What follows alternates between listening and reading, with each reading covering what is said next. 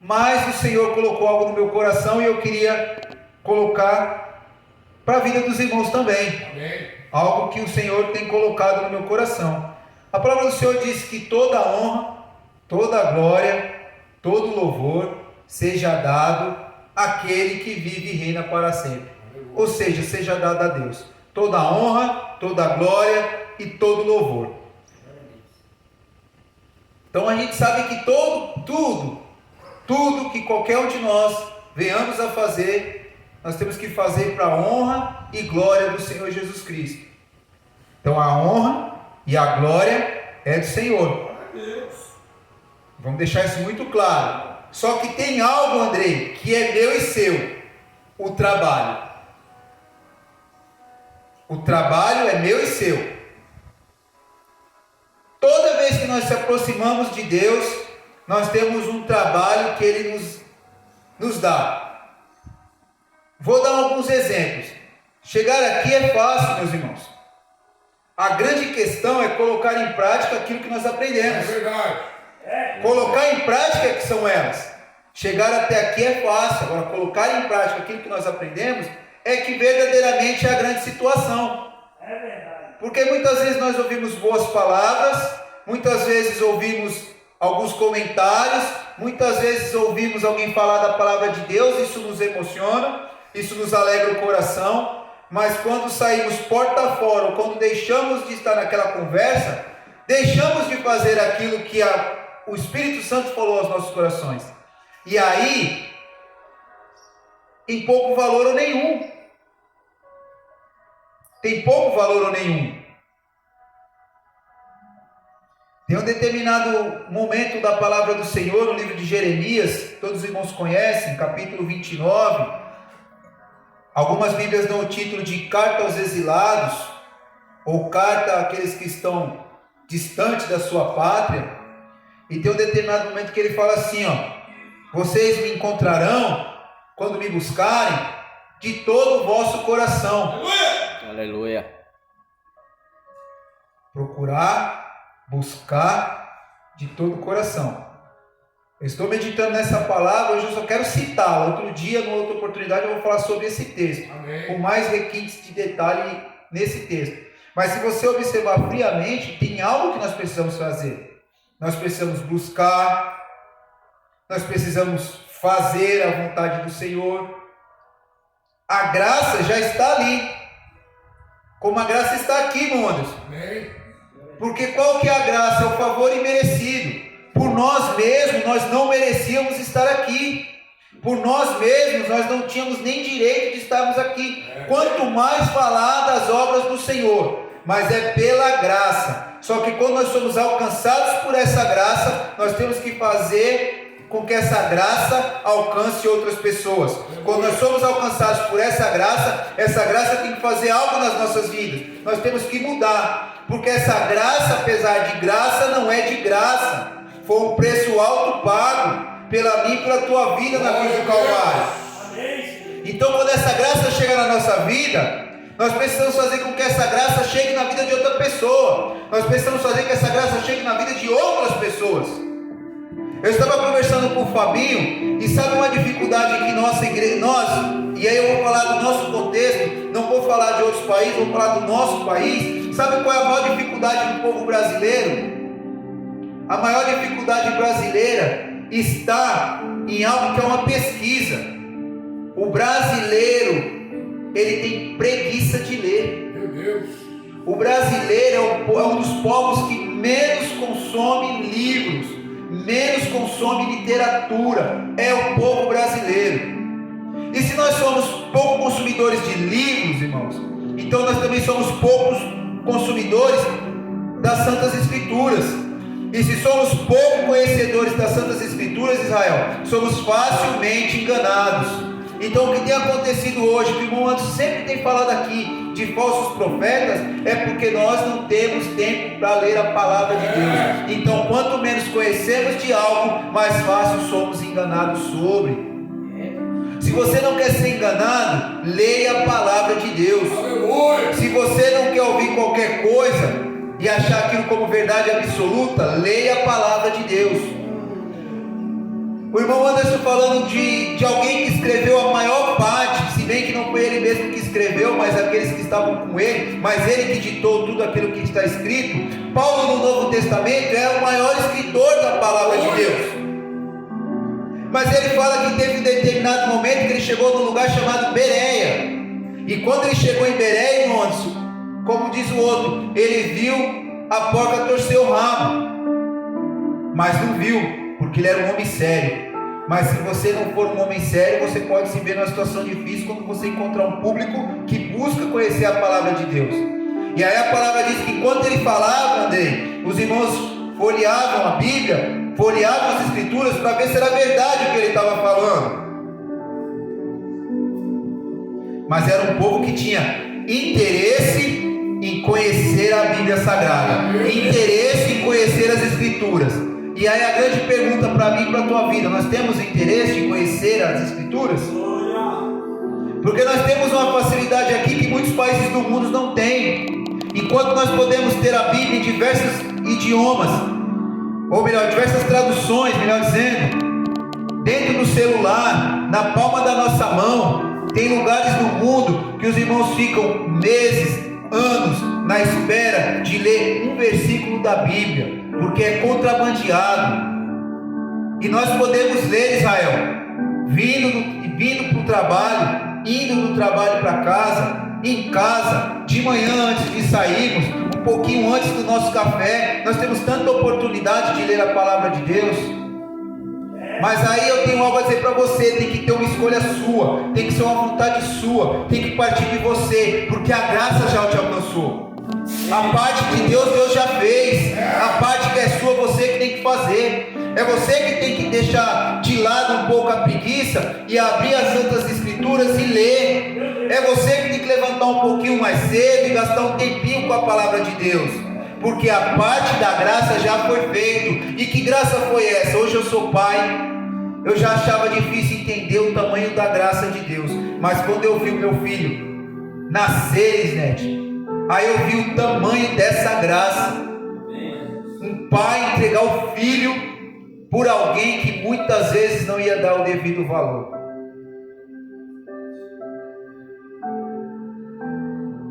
É graça, mas não foi de graça.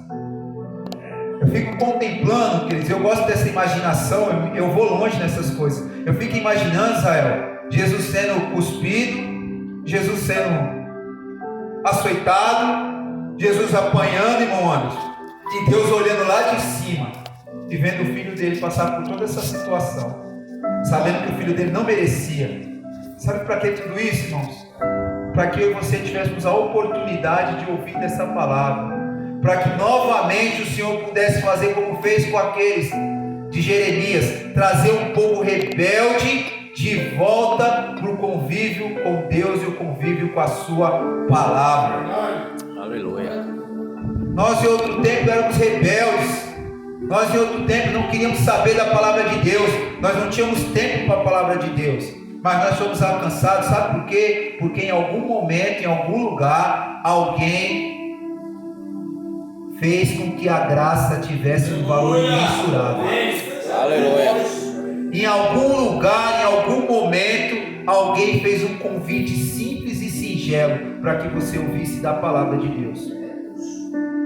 Em algum lugar alguém falou assim: ó, eu fui alcançado por fulano, então agora eu tenho que alcançar Beltrano. E para não ficar só nas minhas palavras, eu quero ler um texto que todo mundo conhece, que tem um título, na maioria das Bíblias esse é o mesmo título: A Grande Comissão. Está lá em Mateus, os últimos versículos de Mateus, o 18, o 19 e o 20. Jesus aproximando-se, falou-lhes, dizendo: toda autoridade me foi dada no céu e na terra. Primeiro ponto: a autoridade é no nome de Jesus. A palavra do Senhor, Paulo diz algo interessante que eu gosto de citar. Paulo fala assim: quem é Paulo? Quem é Apolo? Um planta, outro rega, mas quem dá o crescimento é o Senhor. Paulo já entendia, Israel, que a graça tinha o alcançado e que verdadeiramente a autoridade só quem tem é Jesus Cristo de Nazaré. Aleluia. Sabe por que aquele homem foi usado? Porque ele reconheceu a graça que o encontrou, como bem disse o irmão Anderson, no caminho para uma cidade, no caminho para Damasco. Não foi na cidade de Damasco, foi no caminho. Mas ele reconheceu essa graça e ele começou a falar desse amor. Ele fez essa grande comissão ser uma verdade na vida dele. E sabe por que ele fez isso? Porque ele reconheceu a graça, ele reconheceu o que o Senhor tinha feito na vida dele. E aí continua, o texto diz assim: ide, portanto, fazei discípulos de todas as nações. Ele está falando para fazer o quê? Discípulos. Ele não está falando para você fazer ovelhas, não, irmão. Ele está falando para você fazer discípulo. Discipular gasta tempo. Discipular você precisa estar perto da pessoa. Discipular você precisa falar desse amor para ela e precisa ensinar desse amor para ela também. Porque se você quer que essa graça alcance outras pessoas, a pessoa que você alcance, irmãos, você tem que mostrar para ela que ela também tem um trabalho a ser feito. Porque isso aqui é para todos nós, independente se é batista, independente se é da Assembleia de Deus, independente se é da Quadrangular, independente da igreja que você congrega, essa grande comissão é para todo crente em Cristo Jesus, para todo aquele que crê em Cristo Jesus como Senhor e Salvador da sua vida. E é interessante aqui porque eu vou dizer isso aqui, vou continuar dizendo, uma palavra que foi dita aqui, que verdadeiramente não saiu mais do meu coração. Nós estamos aqui aprendendo. Então nós estamos aqui, toda vez que a gente entra aqui, Lisnete, nós estamos sendo discipulados por Cristo, discipulados por aquele que nos amou primeiro. Toda vez que nós entramos aqui, ouvimos uma palavra, o Senhor quer que a gente coloque em prática essa palavra. Não é só para ouvir, se emocionar, sair com o olho cheio de lágrimas daqui, muitas vezes como a gente sai, e ficar pensando: nossa, como Deus usou a vida do irmão Anderson, nossa, como Deus usou a vida do Wagner Danilo, nossa, como Deus usou a vida do Israel, nossa, como usou a vida de fulano, de Beltrano. Não é só para a gente se emocionar não, irmãos, é para a gente colocar em prática, é para a gente fazer valer essa palavra nas nossas vidas. As pessoas têm que olhar para você e ver que você é um discípulo de Jesus. Foi dito aqui, Pedro tentou se esconder, Pedro tentou entrar sorrateiramente, vamos dizer assim, mas aí as pessoas olharam para ele e falaram assim: pera lá, você estava com ele, viu? Você tem o jeito dele, você anda como ele. Eu fico imaginando que os irmãos podiam passar, que as pessoas podiam passar perto dele e falar: até o seu jeito de respirar, lembra o jeito de respirar dele, seu jeito de falar, sua postura, sua conduta. Meu irmão, ser discípulo tem que chamar atenção, mas ser discípulo também vai chamar a atenção dos outros no mau sentido. Você vai ser perseguido como Pedro foi perseguido. Vão falar mal de você como falaram mal de homens de Deus. Vão tratar mal você como trataram mal homens de Deus. Não busque você fama e fortuna, porque você não vai alcançar não. Mas busque sim fazer parte dessa grande comissão, para naquele grande dia, quando o Senhor falar assim: ó, vinde a mim, você esteja no pacote. Você faça parte desse seleto grupo dos separados para continuar servindo a Deus eternamente. Mas o texto continua, batizando-os em nome do Pai, do Filho e do Espírito Santo. E não é só se batizar também, tem mais um pouquinho. O texto continua no 20: ensinando-os a guardar todas as coisas que vos tenho ordenado. E aí, queridos, é um texto, daí para frente, a parte B é um texto que todo mundo gosta de ouvir, mas o condicional desse texto que todo mundo gosta de ouvir está no começo. Mas ele fala assim, ó: ensinando-os a guardar todas as coisas que vos tenho ordenado. E aí, o que você tem passado adiante? O que você tem ensinado? Qual tem sido a tua postura? Qual tem sido o seu cuidado na grande comissão? Melhor dizendo, você tem feito parte da grande comissão? Ou você é um agente secreto? Meu Deus. Ou as pessoas na rua que você mora nem sabem que você serve a Deus? Meu Pai. Ou você simplesmente só se arruma no final de semana, põe sua melhor roupa, entra no seu carro, desce na porta da igreja e quando chega na porta da igreja se transforma verdadeiramente num ator? Meu Deus. Me foge agora o nome do pregador, mas teve um pregador que dizia assim, ó, que as pessoas iam para a igreja para ver ele se incendiar, porque ele pegava fogo mesmo lá na casa dele. Ele tinha uma vida com Deus, ele tinha cuidado de estar próximo de Deus. Então quando ele chegava na igreja, não era uma fantasia, era o que ele era na casa dele. Ninguém conhece mais o Sandro do que a minha esposa. Ninguém conhece mais o Sandro do que os meus filhos, porque é lá que não tem máscara. Porque aqui eu sou o irmão Sandro. Aqui eu tenho que escutar as piadinhas do Fabinho.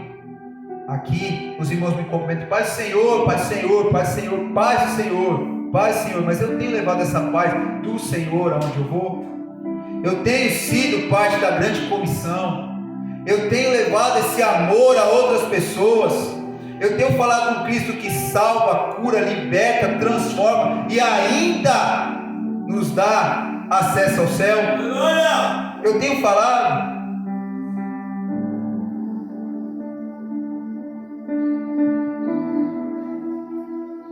Aí vamos para a parte B do versículo, que é a parte que os irmãos gostam muito, que diz assim: e eis que estou convosco todos os dias, até a consumação do século. Olha como já saiu glória, irmãos. Olha como glória sai natural. O glória sai natural. Por quê? Porque você subentende que é uma palavra de bênção. O glória sai natural, mas natural o glória sai. Eu não precisei falar para ninguém: oh, dá um glória aí para ajudar o pregador. Não, saiu natural. Eu só li, Israel. Já saiu glória no meio da igreja. Glória a Deus. Mais um glória a Deus. E glória seja dada ao Senhor mesmo, irmãos. Porque como eu disse no começo, toda a honra, toda a glória e todo louvor seja dado ao Senhor. Certo momento Jesus foi indagado, questionado. Para variar, né? Alguém chegou com uma moedinha, pegou aquela moedinha e falou assim: Senhor, é justo dar impostos a César? Aí Jesus falou: dá aqui a moeda, dá aqui a moedinha. Aí ele falou assim: qual a imagem que está aqui? De quem que é a imagem? A esfinge que está aqui na moeda. Aí Jesus, o pessoal respondeu: é de César. Aí ele falou: então dê a César o que é de César, e a Deus o que é de Deus. E o que é de Deus? Toda a honra, toda a glória e todo o louvor. Toda a honra, toda a glória e todo louvor. E todo mundo já disse glória a Deus quando eu li. Eu vou ler de novo, porque eu quero ver se vocês não vão falar glória a Deus de novo. E eis que estou convosco todos os dias até a consumação do século. Mas tem um segredo, irmãos. Não é de graça, não. Não é de graça. Não é de graça, não. Porque o pessoal gosta desse texto e os irmãos lêem esse texto sem contexto para virar um belo de um pretexto e ouvir a igreja da glória a Deus mesmo. É igual aqueles irmãos que começam a pregar e já falam assim, ó: tudo posso naquele que me fortalece. E a igreja: aleluia, aleluia. Quando você lê o contexto que esse texto está dito, não tem nada de bênção, meus irmãos. Passei dificuldade, passei naufrágio, fui afligido, passei fome, passei frio, quase morri, tomei chibatada. Paulo só está falando coisa boa. É só coisa boa que aconteceu na vida dele. fui chicoteado, passei fome, passei frio, sofri naufrágio. Aí ele fala, mas tudo posso naquele que me fortalece. Esse é o contexto. Cuidado, irmãos. É a mesma coisa quando o irmão está falando hoje para o irmão Fábio, a falácia do Salmos 23. O Senhor é meu pastor e nada me faltará. É falar esses salmos, o irmão já começa a dar glória a Deus na igreja. Porque todo mundo já vê assim, o nada me faltará, quer dizer, Deus vai suprir todas as minhas necessidades. Quando na verdade o que o texto está dizendo, Elisnete, é que vai ter dificuldade, é que vai ter problema, mas que o seu pastor vai estar com você em todos esses momentos. E aqui também tem uma condição. Os irmãos gostam de falar esse texto, mas esquecem da condição. A condição está antes. A condição de viver esse texto está antes, Israel. Para você viver isso, ó, e eis que estou convosco todos os dias até a consumação do século, você precisa ensinar a guardar todas as coisas que vos tenho ordenado. Ou seja, para que o Senhor tenha um compromisso contigo, você precisa ter um compromisso com o Senhor. Para você viver esse texto, você precisa ter um compromisso com o Senhor. Você precisa ter um compromisso com o Senhor. O pessoal gosta de falar assim, ó, Deus proverá. Ele vai prover para quem tiver compromisso com Ele. Ele é teu pastor se você for ovelha do aprisco dele. Ele vai te fortalecer para você poder dizer tudo posso daquele que me fortalece, se você estiver com Ele em todos os momentos, nos bons e nos ruins. Agora a gente tem banalizado a obra redentora de Cristo, nós temos banalizado. Muitas igrejas têm banalizado a obra redentora de Cristo. Não dá, meus irmãos. Tem uma obrigação para nós aqui, ó. A grande comissão é para todos nós. Falar desse amor é para todos nós. Falar do que está nesse livro da capinha preta, que agora tem capa de tudo quanto é cor, mas da capinha preta, chamada Bíblia Sagrada, é para todos nós.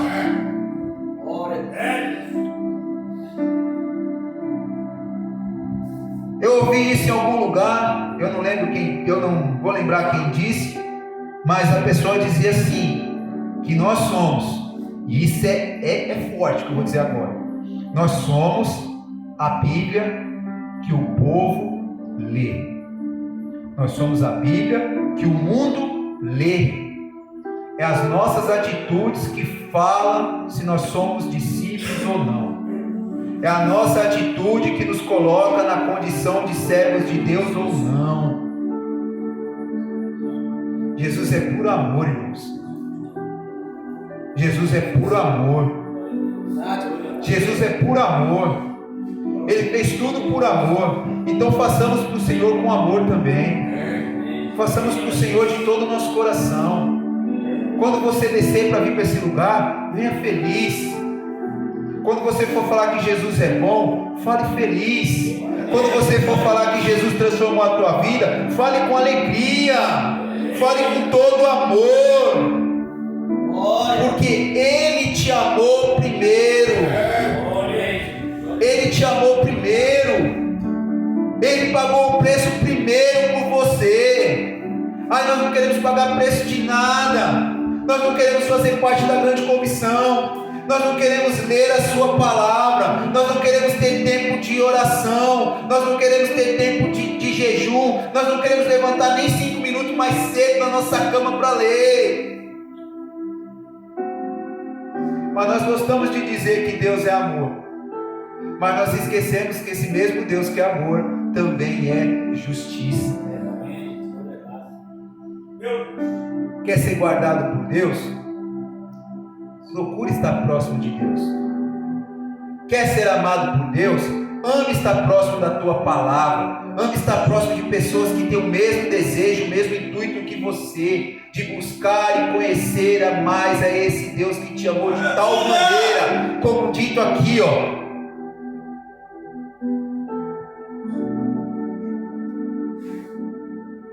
João 3,16. Porque Deus amou o mundo de tal maneira que entregou o seu Filho, para que todo aquele que nele crê não pereça, mas tenha a vida eterna. Alguém um dia te alcançou. Alguém um dia falou do amor de Deus para você. Alguém um dia fez parte dessa grande comissão e falou assim, ó: tem um Deus que cuida da minha vida e que vai cuidar da tua se você der a oportunidade. Aleluia. Quem invade é ladrão. Deus bate na porta. É isso mesmo. Eita Deus. E Ele está batendo na porta de novo. Glória a Deus. Aleluia. E de novo. E de novo. E de novo. Mas vai chegar um dia que Ele vai parar de bater nessa porta, irmãos. Vai chegar um dia que Ele vai ter que ser justiça. Mas nós que aqui estamos tendo a oportunidade mais uma vez de vivenciar a graça de Deus. E eu te convido a dar o devido valor a essa graça. E te convido a apresentar essa graça a outras pessoas. Amém? Que o Senhor possa falar muito mais ao coração de todos vocês.